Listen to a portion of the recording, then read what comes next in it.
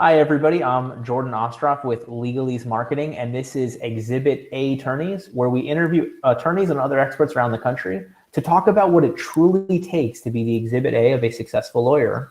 Joining me today is Madelaine Martin of Smith.ai. If anybody doesn't already know Maddie, you have drastically missed out. I'm not even going to read Maddie's bio. I'm going to do it. So Maddie started out in culinary school, and then ended up becoming leading a company that was doing a food online blog. Is that the right? Yeah, I was the head of audience development and syndication and all that stuff. And then she moved over. She got poached to a company that was basically like the Uber of repair people, where it would send of car repair people to you, and even design their uniforms and everything along those lines. And then eventually Smith.ai realized, oh my God, here's somebody with this amazing experience working in the tech sector, working with people in all walks of life. So now here comes Maddie over at Smith, who's helping with answering services, chat bots, and just really being such a phenomenal resource to helping law firm owners build and grow their practice by providing this real awesome value backed by the great products and services that Smith offers. Thank you, Jordan. I came up with that. That was not what was written. So it is from here. That means a lot to me. I think that's maybe the first time in all the interviews I've done that someone has actually given me a heartfelt intro. So man, that feels like a great way to get started. All right. So before we dive into what Maddie's going to talk about today, involving your company's online presence and best practices for screening and scheduling, huge component of Smith's, I want to talk about our last episode that aired on Monday that starred Sam Molai, who talked to us about legal funnels and how attorneys can use funnels to help build and grow their practice. Coincidentally enough, Sam, Maddie, and I were all on a panel at the Law Firm Growth Summit an hour ago. So the beauty of virtual is you can be there and not there, and here and not here, and back there, all in the blink of an eye or switching over on the browser tabs. So Maddie, what did I miss in the backstory?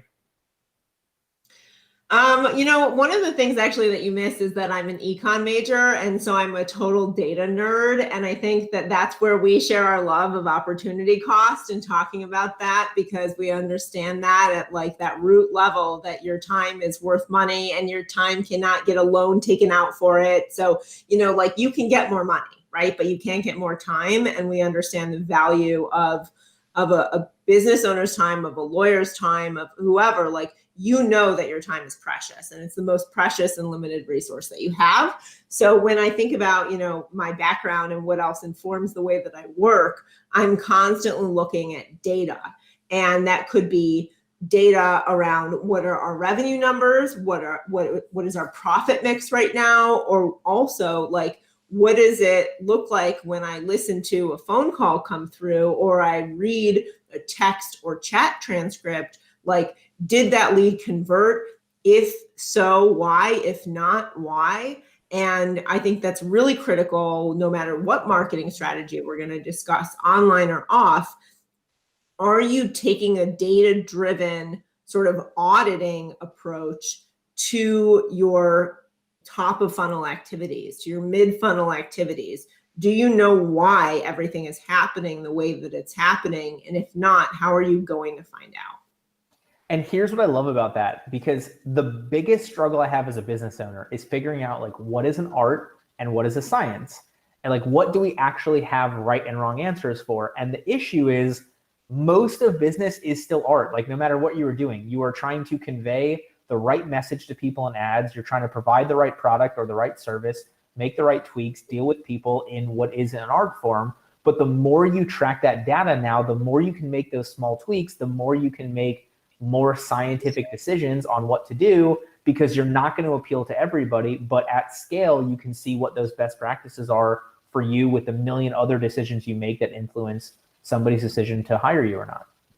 So I love that. And I have so many examples that I want to stem off from that. But when you think about the most successful artists in the world, they're also extremely, and this could be a writer or a painter. It doesn't have to literally be like painting something, but it could be Margaret Atwood. It could be who now has like a, master class. It could be,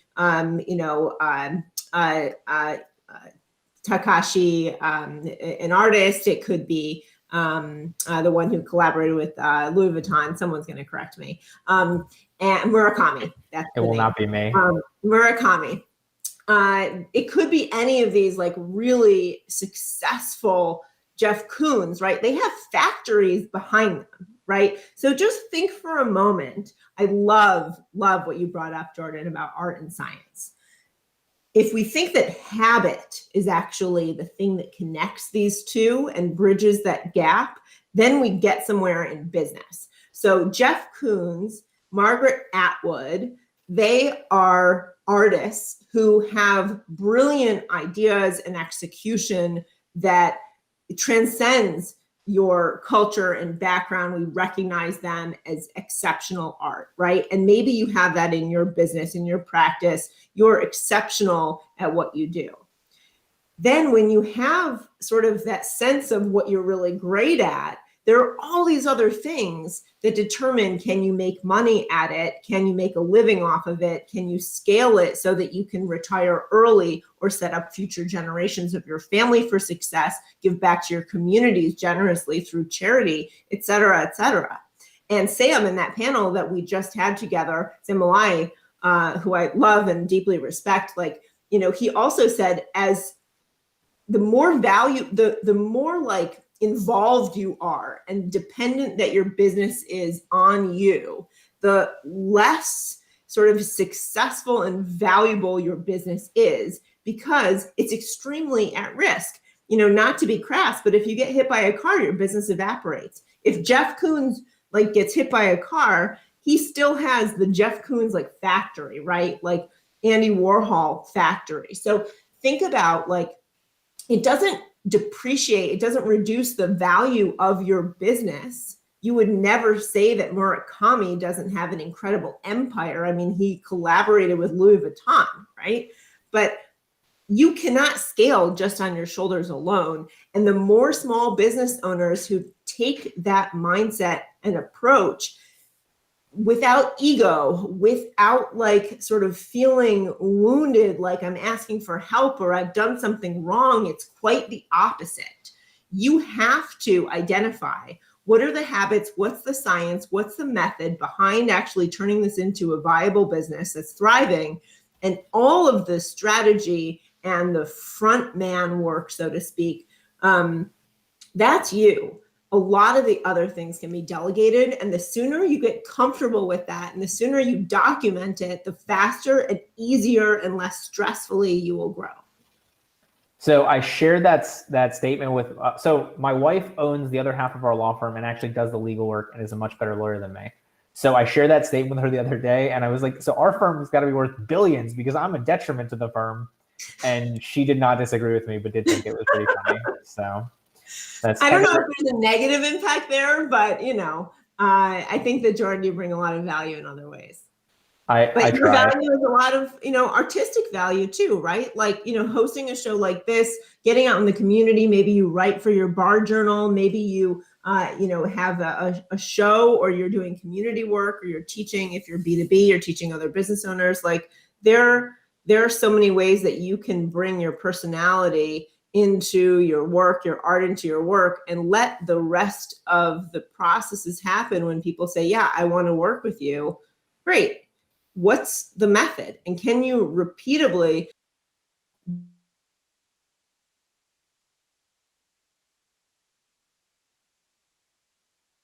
So I think that's such a great way to tie into, so your company's online presence. And honestly, I want to take that a step further, that it is your individual attorney online presence as well as your company presence, because those articles that you write, are probably going to be online that people can search. The videos you're posting are online that people can search. We have no privacy anymore, I don't think. I certainly don't. I have TikTok on my phone, so the Chinese government knows everything about me, but then Facebook and Apple and Google know everything about me anyway. Everyone knows everything. So what's the mindset of that firm owner, CEO, lawyer when it comes to online presence? Like, what should they be thinking? What should they be doing to make it better, to focus on it, to put in the effort? So first and foremost, if your name is intrinsically linked to your law firm, you're a law firm owner, you're a business owner, you better believe that you are now a public entity, right? So you can't unlink yourself from the fact that your face should and probably should be on your website. It's probably on your Facebook banner, on LinkedIn. If you are not the front man, again, so to speak, front woman for your firm, for your business, then honestly, probably at this point, if you're in a service-driven business, you may even be doing something wrong, because you are that brand and people want to work with you, whether it's a house cleaner or family law attorney. Like, there is a reason why you're in business for yourself and not working for a big firm. So there is something special about you. You make that difference. So, you're putting your face out there. It's important that you have a professional presence. You can choose to lock down sort of your personal Facebook. You could have 2 profiles. I know people who do that. It's sort of complicated, but you could. I think the important thing, though, is on the business side, is that you take ownership over your online presence and you treat every channel equally. What I mean is, and what I see often, is that people don't, and they miss out on a lot of new business that wants to interact with them. And there's this chase to set up every online profile to say, look, I've got a Facebook page, I've got Twitter, and heck, I have Pinterest, and I have all of these different channels, and I never maintain them. And I just sort of stood them up. I put a little content there. Maybe once in a while, I'll throw up some graphic or I'll share a blog post. And then, if you neglect them, they're sort of worthless. But in doing so, in having that sort of neglected profile out there, it's like having a Google My Business sort of listing and then a review from 3 months ago. No one wants to see that. You might as well not even be there, because it's probably doing you more harm than good. And that's what I want to emphasize. Being there means committing to continuing to be there. You have a website. Your website needs updates and maintenance. It needs also an interactive feature where you can capture and engage with leads. If you're on Facebook and you never look at your business page Facebook messages, you are in deep trouble. If you're on Instagram and you just post on a whim every week or 3 weeks and you never look at your messages, you're in trouble. These are representations of your business, and imagine that someone's first touch for your business in their life is that Instagram profile. And it just happens to be the day that you post, and then you don't ever log in again and you don't answer that message, but they found you there and they think, well, what's up with that? Maybe you're brilliant at maintaining, your blog and your website, and you have a podcast, but you ignore that other thing. Their impression of you is wrong, and it's easily fixable. But that's something that you have to take as inventory to maintain very frequently. And I would be mindful that if you want to just go up into the latest social media channel du jour, that you make a commitment to being present there, or else you're sort of shooting yourself in the foot. So it is amazing that you say that, because that is exactly what I like about Clubhouse, that it is like you have whatever it is, that one bio post, everything else is completely immediately in that moment. People can see when you last logged in, but you don't have the opportunity to build 3 years of content on it. You have the opportunity to put a link to your Linktree or YouTube or whatever it is from there. And so it's really interesting, because I think that even the social media platforms have jumped on the concept of, like, we finally reached the time where there is so much of us that we're competing for the same people in the same space at the same time, that maybe we'll see more social platforms come up with some way to, like, I guess Snapchat being the example, to only have, photos up for so long, or stories now in Instagram and Facebook. But that is such a great point that you're making. Thanks. I mean, I think that we have to really be mindful about why we're there, what our objectives are, and why it deserves our time, or even anyone else's time you're going to pay to maintain those things. And if you're going to outsource any of the social media as part of your online presence, even standing up listings on business directory, websites, things like that, you want to make sure that your messaging is clear, that people have been trained properly to represent your voice and your tone and your brand, the imagery, etc.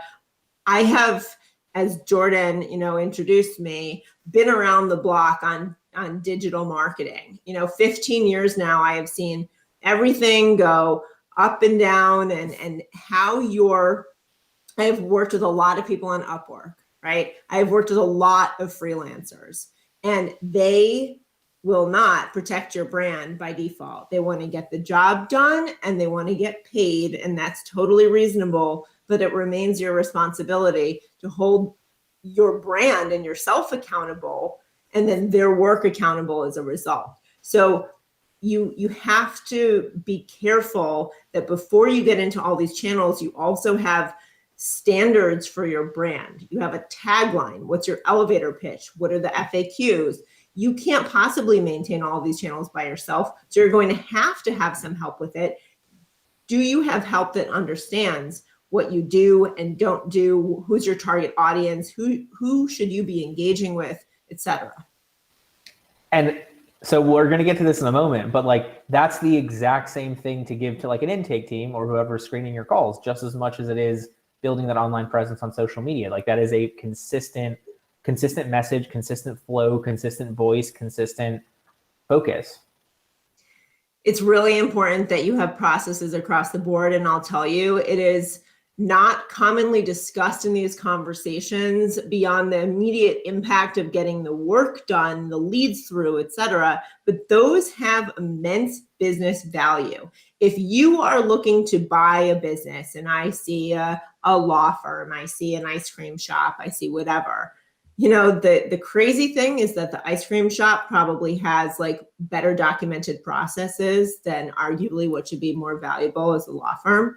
Like, I would be willing to probably bet money on that for the majority of small firms, right? So McDonald's. But no, like show me a business that has better systems than McDonald's.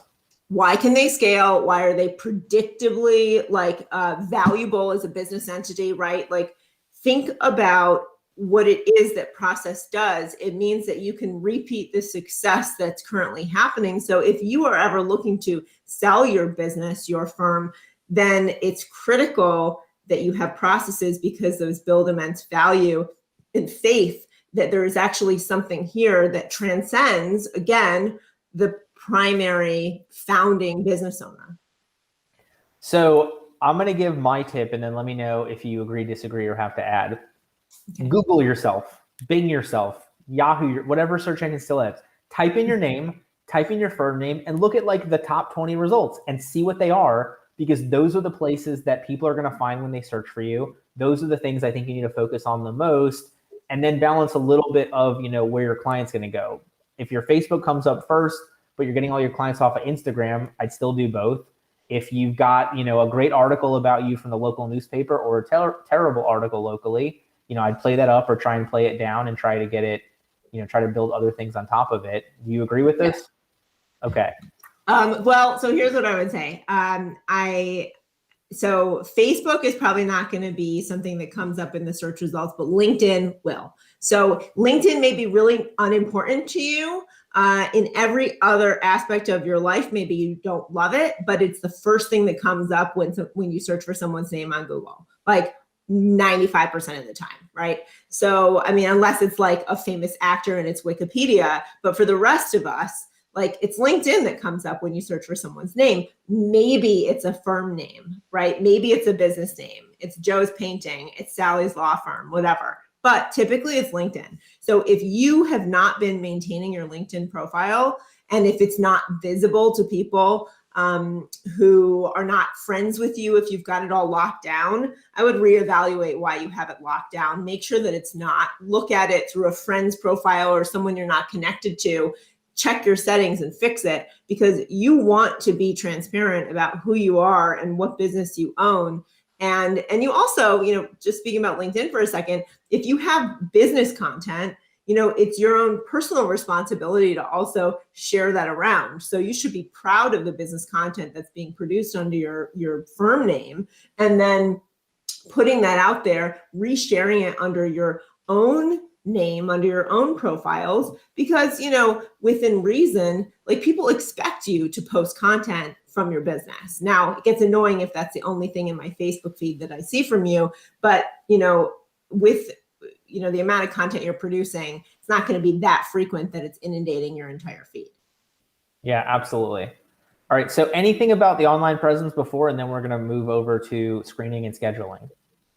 No, I think we covered a lot. I mean, the primary takeaway is that, I say no, and then I have something to add, sorry. But the primary takeaway is that you staff these online presences, because if you're unresponsive, you lose a lot of the opportunity that you're accruing with all those eyeballs. And then now we can talk about sort of what to do with those eyeballs. Well, and look, I mean, for a lot of people, we're talking about this in essence, chronological order. So they saw your ad, somebody recommended you, whatever, and now they're Googling you, they're Googling the firm, they're reading reviews, looking at your content, and you have to sort of pass that gate for them to make that phone call, book that call, chat, talk to the chat bot or the person on live chat on your website.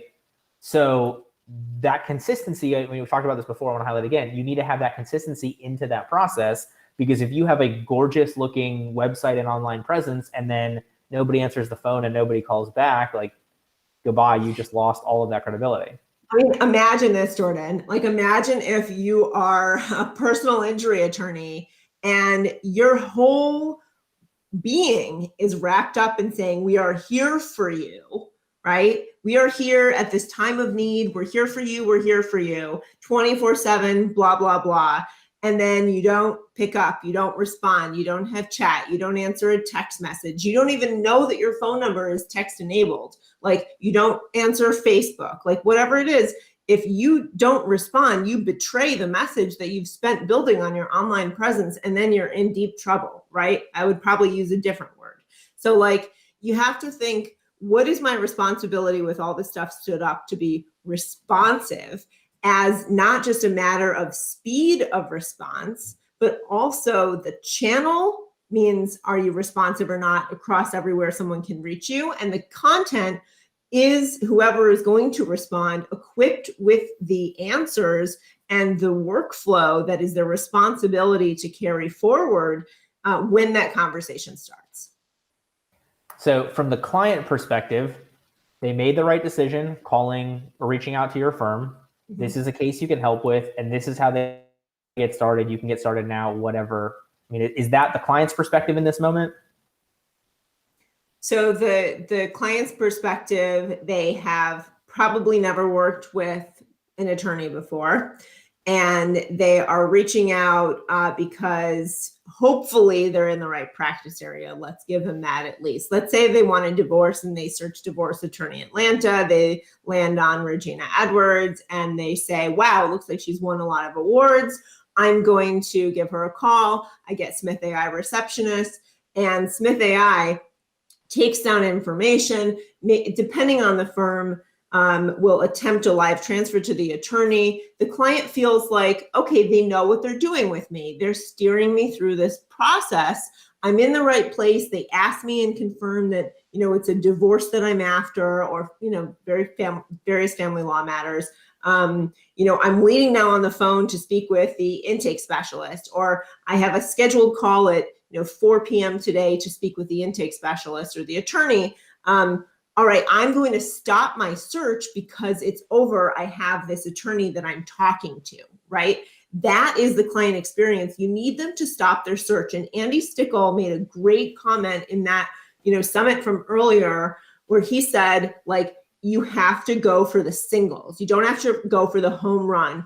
Get to first base. And the first base is really, as long as they're a qualified lead, like, you need to get them to that consultation. You need to do the conflict check. You need to incrementally see your lead funnel as not, let me get this lead immediately to a client they're going to sign, like you are setting yourself up for failure, because if you don't take a look at each of those steps it takes you to get to the next base, then you're losing sort of like that smaller picture where the relationship is built, where the active listening happens, and where that sense of trust is established, that actually will carry you forward with more momentum through the next steps and bases. And it will be even easier, and you won't worry about the later stages of the process because you took great care with the first step. So I really want to highlight something that you just said, because it was so much better than I was thinking. I wasn't even thinking of it. From the client perspective, they want to know, like, look, this is a case we can help with. This is how we get started. But from the firm perspective, you want the client to know, like, you're already in the right place. Stop looking. And so there's this really interesting, not balancing act, because it's two sides of the same coin. But I think so many firms lose sight of, you don't have, if you're not going to take the call in that moment, if you're not going to do the warm transfer, make sure you stop the client from continuing, or the potential client from continuing their search, by making sure they know enough that they are in the right place to stop looking, at least until you weed out the case later, maybe. You are the expert, and actually you can turn your frontline team into experts by just teaching them, here's the process. These are 3 questions that you need to ask. Like, what brings you here today? Oh, is it criminal defense? Like, okay, do you have a court date scheduled? Like, tell me like about the nature of this briefly. And you're like, okay, this is what the firm does. Like from our receptionist perspective, like whether it's a chat or text or call, it doesn't matter. You ask the same questions and you funnel them in or you refer them out. And I think what's really extra nice here is that from a client experience, client service, reputation building, online review generating perspective, you don't even have to necessarily work with every single client. If you have that process dialed in and you say, look, I'm sorry, this is just a family law firm. We don't deal with criminal defense, but we refer you to law firm ABC. We've known them for 20 years. Here's their phone number. We'll give them a heads up that you're going to give a call. They take, consultations weekly. You should be able to get in. Boom, you're getting an online review and your reputation just went up a notch, right? Like you didn't even work with that client, but you gave them such a good experience. And then you're building, obviously goodwill in your community, and that'll come right back to you. It's not a lost marketing cost. You probably paid for that lead somehow, whether it's SEO or PPC or whatever, but like you will get that back in spades because that firm now owes you one. They're happy. You're establishing that relationship more deeply. Such another brilliant point, right? Because you shouldn't be just screening them into or out of your firm. You should be screening them to a solution to their problem. And that hopefully for the most part, that is your firm. But if it's not, the more you get them over in there, the more you're building that relationship with referral sources, the more, that's a fantastic point. I'll tell you this, like if we're all, going more and more virtual, the last thing that we should ever lose sight of is that your law practice is probably going to remain somewhat localized. The vast majority of law practices are going to, for the immediate future, for the revenue that's coming in the door right now, you're localized. The last thing that you should do is to give a bad experience to someone who's in your local community. Like I'm here in Buffalo, New York. I might see that person at the supermarket, right? And I'm sure there are plenty of people who understand what I'm talking about. Like these are real people. They're not just online reviews or leads or referrals or whatever you want to.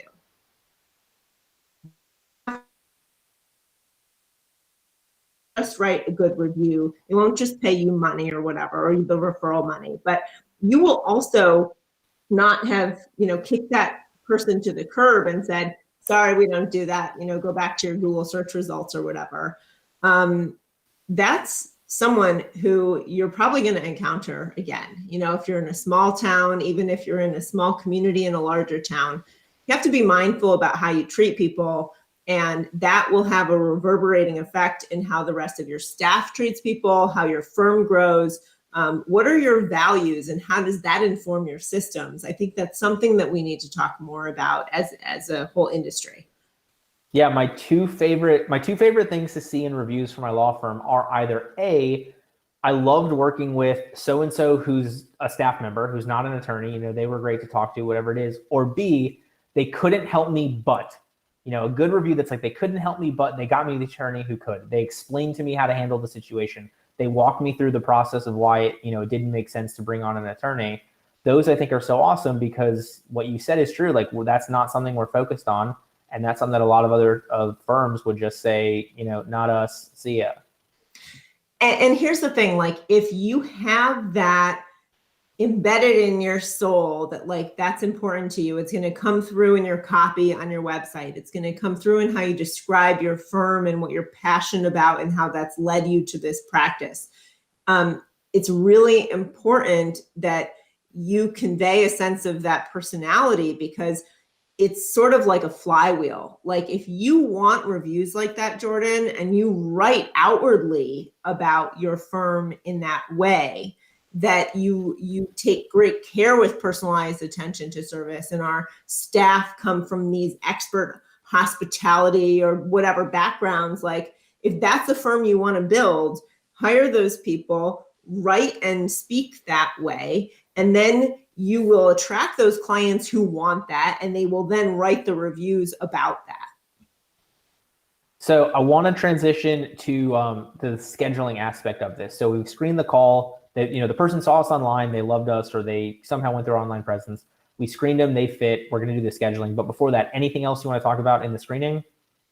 Make sure that you have an integration with your CRM, your intake, your practice management solution. Like if we are on that call and we are using a Lawmatics intake form, for example, that's going to create that record in Lawmatics so that when you have the appointment we're about to schedule for you, that record's already in there. You don't have your time doing admin work, right?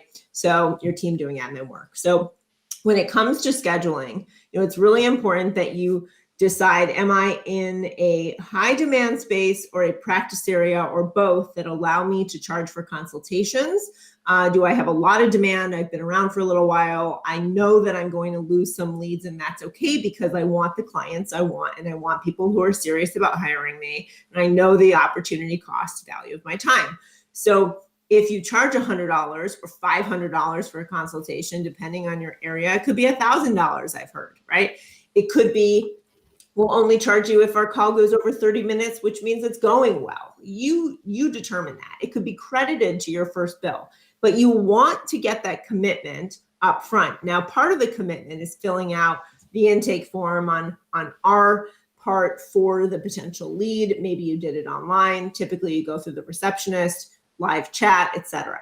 You've already sort of committed by saying, okay, I'm going to answer these questions. I'm going to jump through these hoops because I really do need to talk to an attorney.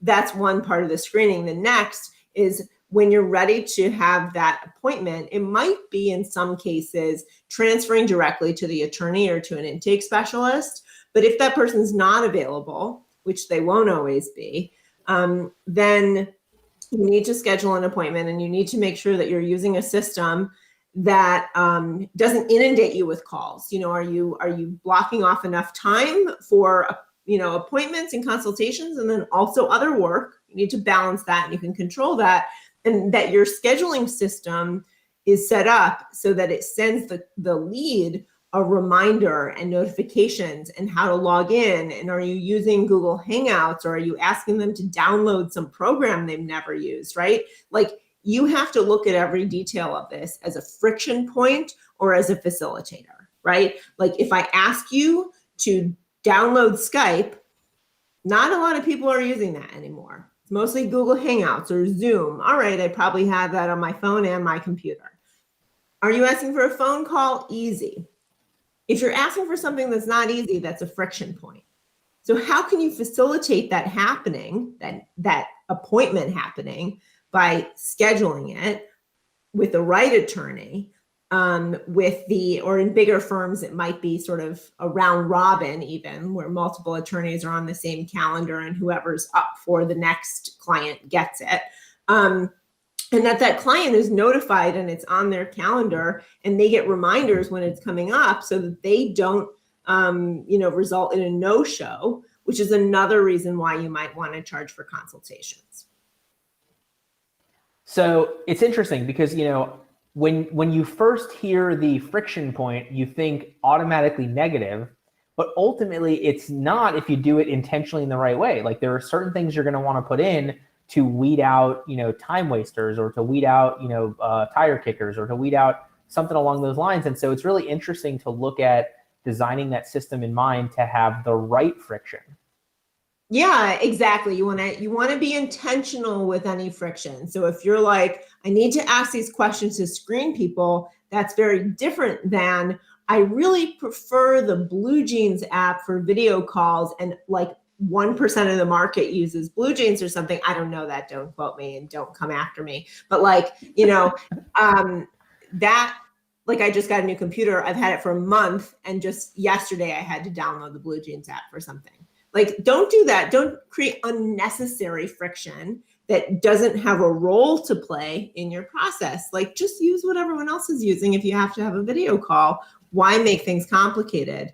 And make sure that you get those people to show up. And then also, if you don't book that appointment, this is very important. So sometimes, like, if you've got estate practices or even family law or other areas where someone has to talk to a family member or friend before committing to the attorney, maybe they're contributing financially or it's a joint decision, et cetera, they're not going to actually commit on that call, and there's nothing you can do about it. You can't force them. You don't want to. That starts to get to a negative experience. They're going to go have that conversation. The best thing that you can do is to send them an email and a text, which we can do as a follow-up after every call, with the link to that calendar to schedule when they're ready. So yes, you're going to follow up with them. You're going to send a call out to them and say the next day, or based on their time frame, what's reasonable to follow up. You're going to promptly follow up and say, are you ready to schedule that appointment? But why not let them do it themselves? If you've got a receptionist service that's scheduling for you, we're not logging into your system because that's a security risk. Like, we just use your online link and your directions to do it as if we were the lead, but we know how to do it properly, right? We're trained. That link can go to them. You've already screened them and say, when you're ready to book, right? Like, please click here. If they do book, you could even say, watch this YouTube video that I've recorded for you. It's 5 minutes, and it will tell you how to have a successful first consultation with us. You could even say, here's the link to the 20-question intake form that we didn't get to on the phone, so you're prepared so we can have a substantive discussion. And if you're charging for consults, that feels like an added value, more commitment, more skin in the game. So there's a number of ways to do this, but the follow through with that email and text is a really nice feature that we've added recently. And I love what you're saying there, because it sounds like a one-off, but ultimately, like, everybody listening or watching this, everything Maddie just said is making it the value from the client's perspective. This is how you, the client, have a better consultation. And obviously you as the attorney feel better not repeating the same freaking 5-minute video to every single client, because I know I've done that in consults and still continue to do. But from the client's perspective, it's like, hey, watch this video, not to save the attorney time, but to make sure that you, the client, have the best experience. And those little switches will make a huge difference. Yep. Absolutely. It's all about the client experience. Yeah. All right. So as we start to wrap this up, for anybody enjoying the show, our next episode is Monday. These are live on 1:30 on Monday with Victor Medina. Victor's a coach for Atticus. I know he was also on a Smith Academy, which I'm going to make sure we pitch before we go. He was talking about, correct me if I'm wrong, how to respond to negative reviews. Yep. Okay, so we may have him repeat some of that information here. Just a wealth of knowledge, coaches a bunch of attorneys, runs an estate planning practice. Really excited for him to come in and chat with us. So awesome. That will be on Monday at 1:30, but I'm not going to let you go yet, because we got to talk about the Smith Academy. So this is why I love you all. I'm going on record. This is live. Every other answering service can hear this. It's totally fine. You guys, I shouldn't say that. You all, guys and gals, are so invested in our success as lawyers that you're, coming on these shows, creating a bunch of content, putting together these webinars, and then you all have recently finally put that all together in the Smith Academy. Did I get the name right? Okay, perfect. Yep. So tell me more about it, and then let's make sure we get the link in here. Yeah, no, awesome. So you can link to academy.smith.ai. And it's basically a free learning hub with expert videos drawn from a lot of the content from our webinar series over the last 2 years or so. We do, as many as 3 a week, and we have taken the best of those. And maybe it's just me talking, or Kelsey, and then who's our marketing manager and also a wonderful educator, or it's a one-on-one interview. For example, you taught about delegating down to a 3-day work week and things like that.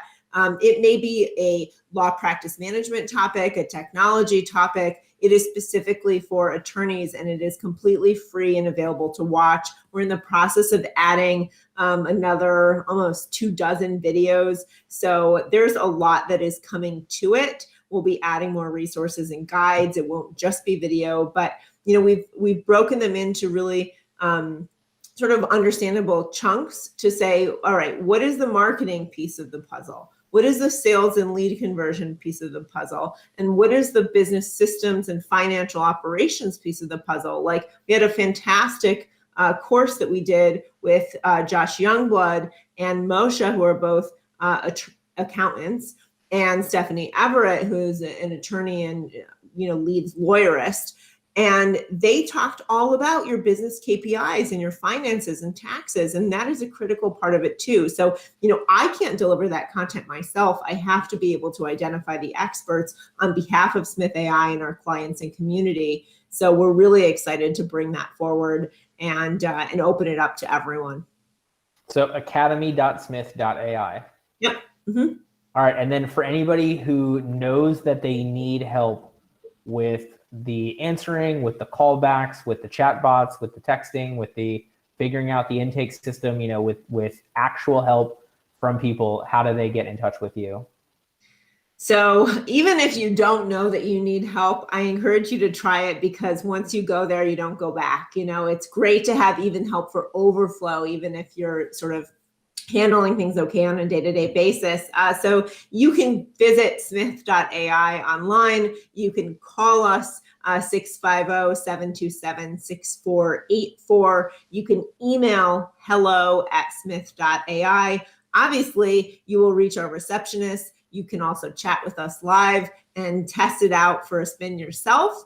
And if you do want to get started, to give us a try, use the code EASE100, EASE100, and you'll get $100 off your first month. Very affordable, flexible month-to-month plans. I think you'll be shocked at the value that we can deliver. And you all have 24/7 answering in English and Spanish. That's right. And chat and live chat features as well. Yeah, and live chat is real-time English-Spanish translation, so it actually doesn't even matter who what the native language is of the receptionist. We have a translating tool in there, which is pretty cool. That's awesome. It's like Hitchhiker's Guide to the Galaxy with the translator necklaces. I love that. Yep. All right. So anything else before we get to your biggest takeaway? No, I think we've covered a lot of ground. So before we do your biggest takeaway, I am going to track down the link. Maddie did a podcast on the Successful Lawyer podcast with Larry Weinstein. It is better than this conversation. So Larry is a better host than me. I'm totally willing to admit that. You have to watch this podcast episode. It just, you all just covered a more than basic understanding of everything in 25 minutes that really, I think, helps people understand what they're truly missing out on. And so I'm gonna track down the link. I'm gonna post it in the comments. So it will not be there live. Sorry, everybody. But when the show is over, I will add it here. But with that being said, if somebody's been listening to this for the last about 50 minutes, they take nothing else away from what you said except this one thing. What is that biggest piece of advice? What would help the most number of lawyers become the exhibit A of a successful attorney? Oh, that's easy. Just pick up the phone, because 2 out of 3 potential clients base their decision to hire on your initial responsiveness, and they don't know what they're missing out on if they never talk to you. and they've only had the experience of talking to another attorney, because working with attorneys is not like a day-to-day supermarket thing, right? So they don't know what they're missing out on. They're going to hire the attorney because that attorney told them they can help them. Pick up the phone. Don't screen with voicemail. Don't wait for the call back. Don't let it ring a million times because you haven't checked if your phone system is operating lately.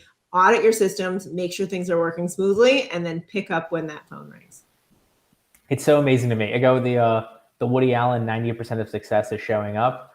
Like Exactly. we go to law school, we win these awards, we become fantastic attorneys, you know, we become the greatest that we can possibly be. And from the client perspective, we are the exact same as a plumber. Like the first one that's going to get there is the first one we're going to hire. That's what we need. There's a problem happening right now. So If you're I going to love commit it. to that, if you're going to commit to that, and I hope that you will have that be an affirmation that you add to your day, like you are going to respond to every single lead, and maybe you need to dial in your marketing, maybe you need to hand it off. But if you're going to commit to that, that doesn't mean you're committing your entire day or week or life to just being a receptionist, right? So committing to that means setting up the solutions and the systems in order to carry it through. Wonderful. Thank you so much. Pleasure as always. My pleasure. Thank you for listening to this episode of Exhibit A Attorneys. If you're interested in becoming the Exhibit A of a successful attorney, please check us out at legalesemarketing.com, EASE.